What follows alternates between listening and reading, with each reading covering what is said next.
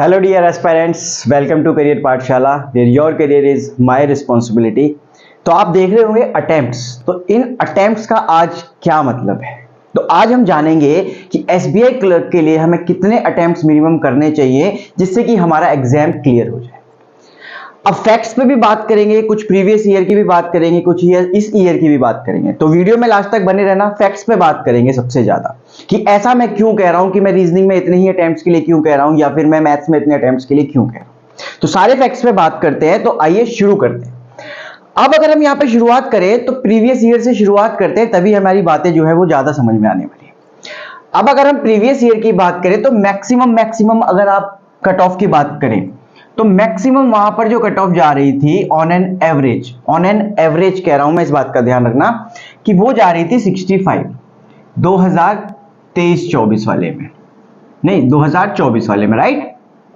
जो 2024 में सिलेक्शन हुए हैं वो उसमें 65 नंबर तक on an average cut off गई है। किसी स्टेट की 60 गई, जैसे यूपी की 60 थी, हरियाणा की 58 ही थी, और कहीं की और की बात करें पंजाब की 68 चली गई, हिमाचल की 68 चली गई, ऐसे भी था, राइट। तो कुछ ऊपर थे कुछ नीचे थे, तो 65 ऑन एन एवरेज था। और प्रीवियस ईयर से अगर इस साल की बात की जाए तो हर स्टेट की जो वैकेंसीज हैं वो कुछ ना कुछ एडेड हैं, कुछ ना कुछ एक्स्ट्रा है। और प्रीवियस वीडियो में मैंने आपको बताया भी था कि जो ऑन एन एवरेज एक सीट के लिए जो फॉर्म भरे गए हैं वो प्रीवियस ईयर से कम है।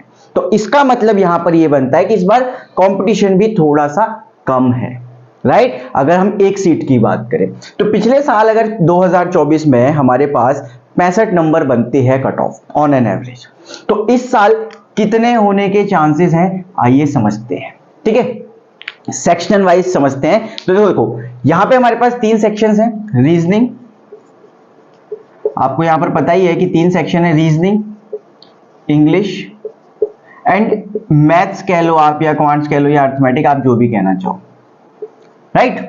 अब यहां पर तीनों सेक्शन के मिला के जो मार्क्स आएंगे वो हमें कितने चाहिए जिससे कि हमारी कट ऑफ क्लियर हो जाए। तो देखो इसके आसपास रहने वाली है, लेकिन अगर मैं सेक्शन वाइज डिवाइड करूं तो मैं कितने सेक्शन में लाऊं जिससे कि मैं 65 तक बहुत इजीली पहुंच जाऊं। अब ये भी सवाल है। तो इस साल देखो 65 बहुत रेयर चांस है कि एवरेज 65 रहे, 65 से कम ही रहने वाला है। तो अगर आप यहां पर रीजनिंग के अटेम्प्ट्स की बात करो तो 35 क्वेश्चंस हैं आपके पास, टोटल 35 क्वेश्चंस हैं आपके पास। अगर आप यहां पर 25 अटेम्प्ट्स कर देते हो, कितने कह रहा हूं मैं, सिर्फ 25।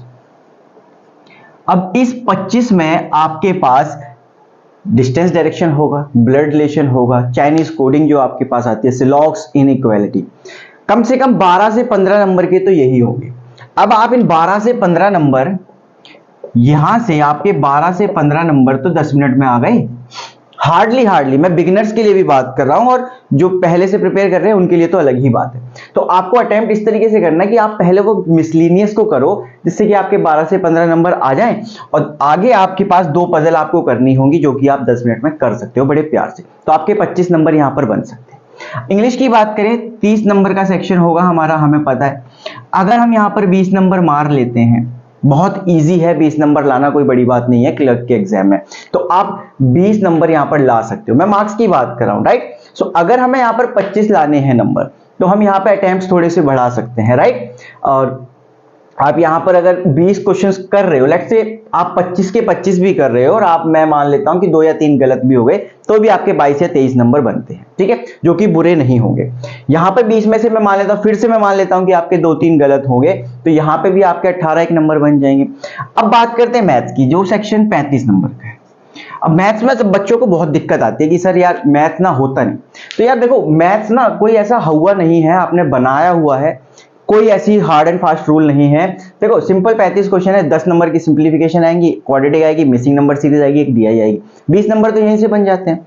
अर्थमेटिक के होंगे तो ठीक है, नहीं होंगे तो ठीक है, हमारे 25 तक कम से कम बना लेंगे हम। तो यहां पर हम कम से कम नहीं तो 25 तो बना लेंगे। यहां पर हम 25 क्वेश्चन तो बड़े प्यार से कर सकते हैं, राइट। तो टोटल क्वेश्चंस कितने हो गए यहां पर देखो, 50 और 20 70। तो अगर आप इतना भी कर दो, और इसमें मैं ये भी कह रहा हूं कि आपके 4-5 गलत भी हो जाएंगे, तब भी आपके पूरे चांस है कि आपका सिलेक्शन प्री तो आपका क्लियर है, और मेंस कैसे क्लियर होता है वो बाद में बात करें। तो यहां पर आप सिंपल इतना भी अगर आप रखते हो तो ये बड़ी इजीली क्लियर हो सकता है। अब इन अटेम्प्ट्स को कैसे करेंगे, क्या करेंगे, अटेम्प्ट्स कैसे करना चाहिए, एग्जाम कैसे अटेम्प्ट करना चाहिए, बिगिनर हैं हम तो हमें कैसे अटेम्प्ट करना चाहिए, अगर इस चीज की आपको जरूरत है तो आप एक बार कमेंट करके जरूर बताना, राइट।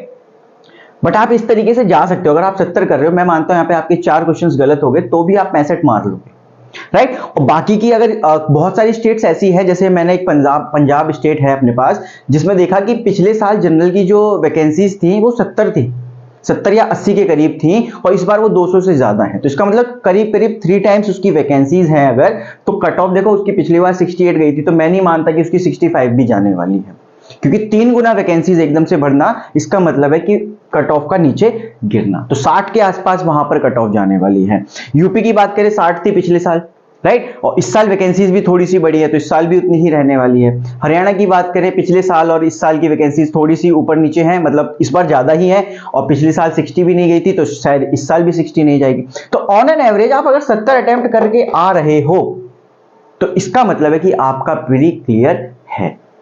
तो बच्चों अगर आपको ये चीज जाननी है कि क्वेश्चंस को अटेम्प्ट कैसे करना है या एग्जाम को कैसे अटेम्प्ट करना है, हम बिगिनर हैं, हमें नहीं पता कि क्या चीज पहले करनी चाहिए क्या चीज बाद में करनी चाहिए, तो आप कमेंट करके मुझे बता सकते हो कि आपको क्या उस वीडियो की भी जरूरत है या नहीं है। मिलते हैं अगली वीडियो में, तब तक अपना ध्यान रखें और कंसिस्टेंटली प्रिपेयर करते रहें। Thank you.